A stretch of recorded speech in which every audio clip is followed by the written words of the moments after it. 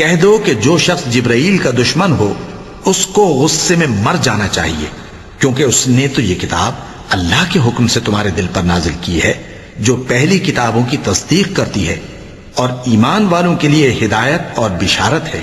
جو شخص اللہ کا اور اس کے فرشتوں کا اور اس کے پیغمبروں کا اور جبرائیل اور میکائیل کا دشمن ہو تو ایسے کافروں کا اللہ دشمن ہے۔ اور ہم نے تمہارے پاس سلجھی ہوئی آیتیں ارسال فرمائی ہیں اور ان سے انکار وہی کرتے ہیں جو بد کردار ہیں۔ ان لوگوں نے جب جب اللہ سے کوئی عہد کیا تو ان میں سے ایک فریق نے اس کو کسی چیز کی طرح پھینک دیا۔ حقیقت یہ ہے کہ ان میں اکثر بے ایمان ہیں،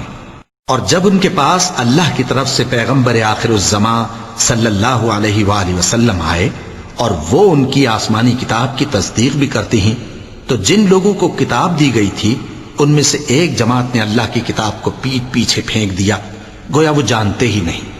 اور ان چیزوں کے پیچھے لگ گئے جو سلیمان کے عہد سلطنت میں شیاطین پڑھا کرتے تھے۔ اور سلیمان نے مطلق کفر کی بات نہیں کی، بلکہ شیطان ہی کفر کرتے تھے کہ لوگوں کو جادو سکھاتے تھے۔ اور وہ یعنی بنی اسرائیل ان باتوں کے بھی پیچھے لگ گئے جو شہر بابل میں دو فرشتوں یعنی ہاروت اور ماروت پر اتری تھیں، اور وہ دونوں کسی کو کچھ نہیں سکھاتے تھے جب تک یہ نہ کہہ دیتے کہ ہم تو ذریعہ آزمائش ہیں، تم کفر میں نہ پڑو۔ غرض لوگ ان سے وہ چیز سیکھتے جس سے میاں بیوی میں جدائی ڈال دے، اور اللہ کے حکم کے سوا وہ اس چیز سے کسی کا کچھ بھی نہیں بگاڑ سکتے تھے،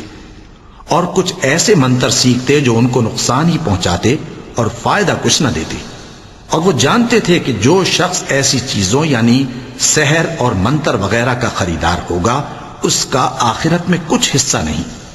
اور جس چیز کے عوض انہوں نے اپنی جانوں کو بیچ ڈالا وہ بری تھی۔ کیا اچھا ہوتا جو وہ اس بات کو جانتے، اور اگر وہ ایمان لاتے اور پرہیزگاری کرتے تو اللہ کے ہاں سے بہت اچھا صلہ ملتا۔ کیا اچھا ہوتا جو وہ اس سے واقف ہوتے۔